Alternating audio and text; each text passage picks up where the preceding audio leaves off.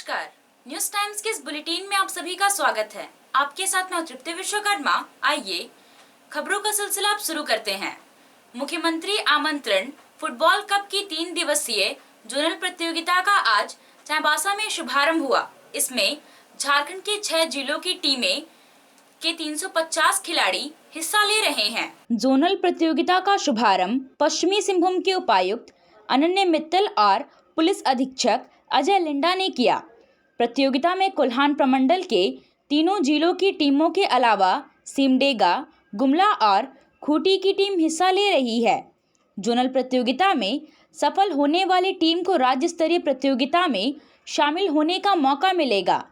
खिलाड़ियों को प्रोत्साहित करते हुए उपायुक्त अनन्य मित्तल ने कहा कि सरकार की मंशा है कि जो खिलाड़ी जिस खेल में रुचि रखते हैं उन्हें उसी के जरिए आगे बढ़ाया जाए। उन्होंने खिलाड़ियों में जोश भरते हुए कहा कि प्रतियोगिता में ऐसा प्रदर्शन करें कि चयन करने वाले प्रदर्शन देखकर परेशान हो जाएं। मुख्यमंत्री आमंत्रण फुटबॉल कप जो ये सरकार की एक मंशा है कि सभी लोग जो उनका इनबॉर्न टैलेंट जिस चीज में वो नेचुरली टैलेंटेड है उस चीज को संवार सकें और उसी में बच्चे आगे जा सकें। इस चीज को हम लोग इस कप के द्वारा देखने को पा रहे हैं। मुख्यमंत्री आमंत्रण फुटबॉल कप में आप लोग अपने अपने जिलों के सर्वश्रेष्ठ टीम में आते हैं और आज यहाँ पर हम लोग जोनल स्तरीय कार्यक्रम शुरू कर रहे हैं। मैं चाहूँगा कि प्रत्येक टीम ऐसा खेल प्रदर्शन करे कि हम एक टीम सेलेक्ट करने में मजबूर हो जाए, हम लोग कर ही ना पाए और यहाँ पर से कम हमारी सारी की सारी टीमें जो है वो राज्य स्तरीय पे खेलने जा सके। मैं मानता हूँ कि ऐसा संभव नहीं है, हमें एक टीम सेलेक्ट करनी होगी, परंतु कोई भी टीम किसी भी टीम से कम ना हो, ये मेरी आशा है, ये मेरी मंशा है। उद्घाटन समारोह में पहुंचे पुलिस अधीक्षक अजय लिंडा ने खिलाड़ियों को खेल के साथ साथ नैतिक चरित्र बनाए रखने की भी नसीहत दी। उन्होंने कहा कि खेल से बहुआयामी विकास होता है। खेल हमें जीवन में संघर्ष करते हुए आगे बढ़ने के लिए तैयार करता है। एक फुटबॉल खेलना लाथना नहीं है। ये प्रतियोगिता बहुआयामी उद्देश्य के साथ होता है। बहुआयामी उद्देश्य मतलब कि ये आपको जोश लाता है, उमंग लाता है, उत्साह लाता है, जज्बा लाता है कुछ करने का। ये आपको संघर्ष करना सिखाता है।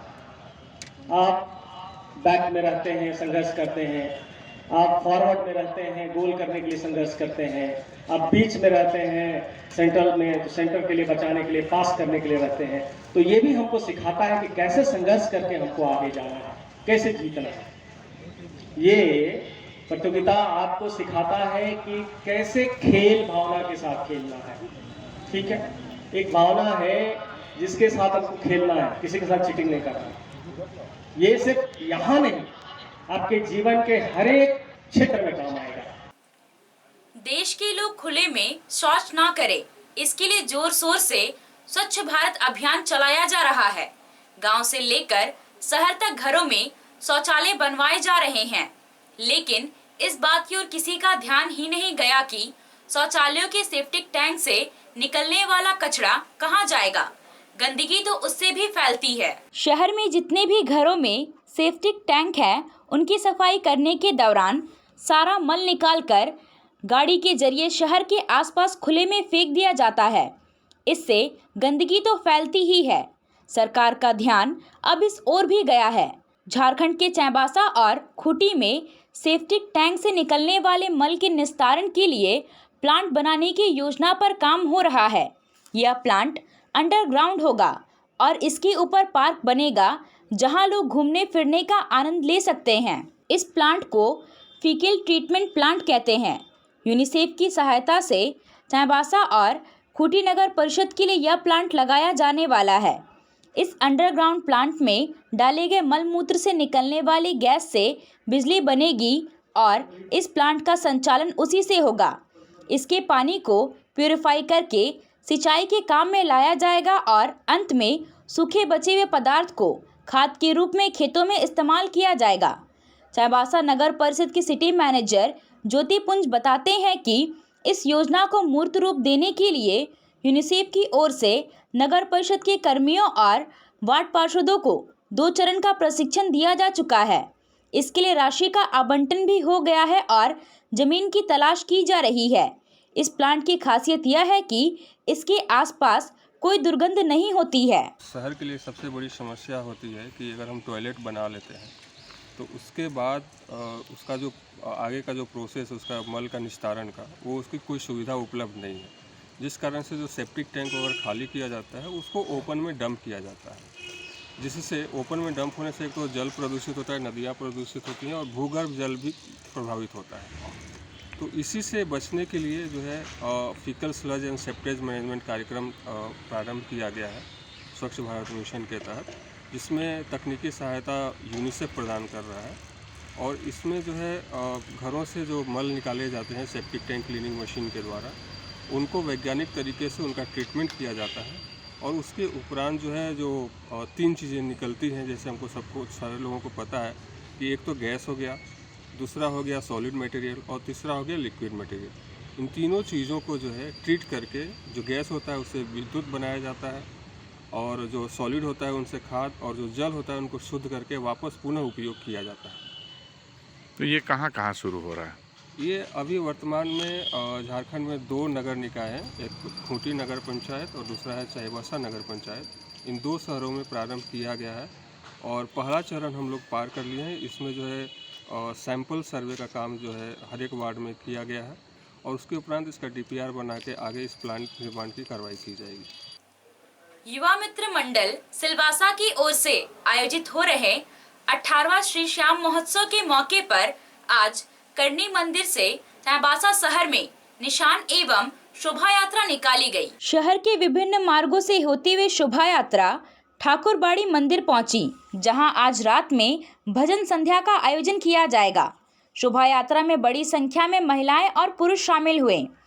ठाकुरबाड़ी मंदिर में भजन संध्या के दौरान आगरा से आ रहे कलाकारों द्वारा नृत्य नाटिका प्रस्तुत की जाएगी। श्री श्याम महोत्सव का आयोजन बड़े ही भव्य तरीके से किया जाता था, लेकिन कोरोना संक्रमण के कारण पिछले 2 सालों से आयोजन छोटे स्तर पर ही किया जा रहा है ताकि लोगों की भीड़ ज्यादा ना हो। लक्ष्मी टीवीएस का फेस्टिवल ऑफर। टीवीएस की गाड़ियों की खरीदारी पर शानदार ऑफर। हर खरीदारी पर मिलेगा स्क्रैच कूपन। स्क्रैच कूपन में 3000 से 1 लाख रुपए तक का निश्चित उपहार। लक्ष्मी टीवीएस शोरूम में 1111 रुपए के डाउन पेमेंट पर खरीद सकते हैं मनपसंद वाहन और वाहन के साथ ही मिलेगा 15 दिनों का पेट्रोल मुफ्त।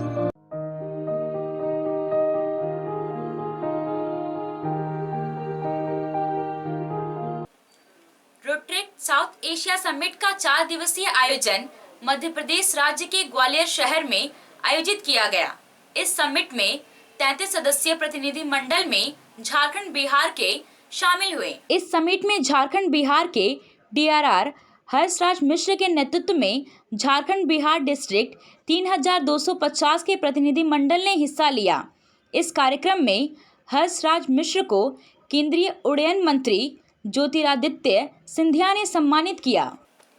कुमारडुंगी प्रखंड के खंडकोरी पंचायत में आपके अधिकार आपकी सरकार आपके द्वार कार्यक्रम का आयोजन किया गया। कार्यक्रम में उपस्थित पंचायत के लोगों को सरकारी योजनाओं की जानकारी दी गई। कार्यक्रम में शिकायत और समस्या लेकर आने वाले लोगों के समस्या का समाधान किया गया। साथ ही परिसंपत्ति का भी वितरण किया गया। कार्यक्रम में पंचायत समिति सदस्य महेंद्र, मुखिया जुमल आल्डा, गुलेश बेहरा, चुन्नू बोयपाई, जितेंद्र पान, पुलेन दास, रघुनाथ सिंकू, कुंवर सिंह बिरवा, कृष्णा गोप, महेश दास शामिल थे। चाईबासा शहर के वार्ड नंबर 15 स्थित नीमडी मध्य विद्यालय में आपका अधिकार आपकी सरकार आपके द्वार कार्यक्रम का आयोजन किया गया। नगर परिषद द्वारा लगाए गए शिविर में वार्ड वासियों की समस्याओं का समाधान किया गया। कुर्मी समाज के लोगों ने आज विनोद बिहारी महतो की पुण्यतिथि मनाई। उनकी तस्वीर पर पुष्प अर्पित कर श्रद्धांजलि दी गई। श्रद्धांजलि कार्यक्रम को संबोधित करते हुए भाजपा की जिला महामंत्री प्रताप कटियार ने कहा कि झारखंड अलग राज्य बनाने के लिए स्वर्गीय विनोद बिहारी महतो निरंतर समाज को एकत्रित करने और आंदोलन करने में लगे रहे। इस दौरान उन्होंने समाज में फैली कुरीतियों को दूर करने के लिए भी प्रयास किया। वह अक्सर कहा करते थे कि पढ़ो और लड़ो, पढ़ोगे तभी तो समाज को समझोगे। यदि समाज में अपना अधिकार नहीं मिलता है तो उसके लिए लड़ना पड़े तो लड़ने के लिए भी तैयार रहो। उन्हें झारखंड का भीष्म पितामह भी कहा जाता है। जिला स्तरीय वैक्सीनेशन टास्क फोर्स की बैठक जिला समाहरणालय में पश्चिमी सिंहभूम के उपायुक्त अनन्य मित्तल की अध्यक्षता में हुई। बैठक में उपायुक्त ने कहा कि जिले में अब तक 70% लाभुकों को प्रथम वैक्सीनेशन डोज से आच्छादित किया गया है। जिले के कुछ ग्रामीण क्षेत्रों में वैक्सीनेशन की गति धीमी है। वहां पर गति प्रदान करते हुए 10 जनवरी 2022 तक प्रथम डोज का लक्ष्य पूर्ण करने का निर्देश दिया गया है। समाहरणालय सभा कक्ष में उपायुक्त अनन्य मित्तल ने डीएमएफटी से संबंधित समीक्षात्मक बैठक की। इसमें उप विकास आयुक्त संदीप बख्शी, प्रखंड विकास पदाधिकारी सदर, सभी कार्यरत एजेंसी के कनीय अभियंता उपस्थित रहे। उपायुक्त द्वारा डीएमएफटी से संचालित सभी योजनाओं की समीक्षा की गई। डीएमएफटी के तहत कार्यरत सभी कार्यकारी एजेंसियां जो पिछले कुछ वर्षों से कार्यरत हैं, उन्हें जल्द से जल्द कार्य पूर्ण करते हुए उपयोगिता प्रमाण पत्र जमा करने हेतु निर्देशित किया गया। साथ ही साथ कुछ योजनाएं जिन्हें कुछ समय पूर्व में प्रारंभ किया गया था, उन्हें आगामी 6 महीनों के भीतर पूर्ण करते हुए उपयोगिता प्रमाण पत्र जमा करने हेतु निर्देश दिया गया। अभी के लिए बस इतना ही। कुछ और खबरों के साथ हम फिर हाजिर होंगे। तब तक न्यूज़ टाइम्स की पूरी टीम को दीजिए इजाजत। नमस्कार।